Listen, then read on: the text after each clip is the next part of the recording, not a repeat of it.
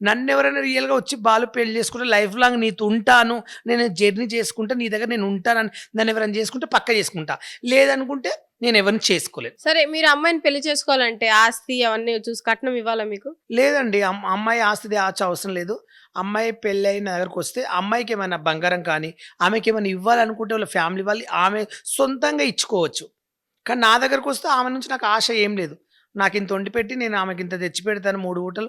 ఏ పనైనా చేసి కలిసి ఉండి 4 రోజులు జీవితం పిల్లలు గాని, ఒక ఫ్యూచర్ ప్లాన్స్ ఎత్తుకొని ఉంటే చాలు. నా ఫీలింగ్ అది. ఉంటే చాలు. కిడ్స్ అంటే ఏంటి కిడ్స్?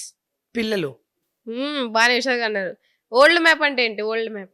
మన భారతదేశం భారతదేశం. మ్యాప్. పటం. మ్యాప్. ఓల్డ్ మ్యాప్ అంటే భారతదేశ పటం.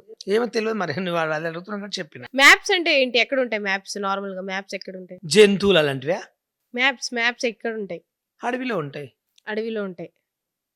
గార్జిల్లా అంటే ఏంటి? అదే గుర్రాలు, గార్జ్, జీబ్రల్స్ అవన్నీ అక్కడే ఉంటాయి గదా! హ్మ్. సో, మ్యాప్ అంటే అక్కడెక్కడో ఉంటాయి. మ్యాప్ అంటే ఇప్పుడు మనం గీసే ప్రతి ఒక్క మ్యాప్ ఉంటది. భూమి గుండ్రంగా ఉండును.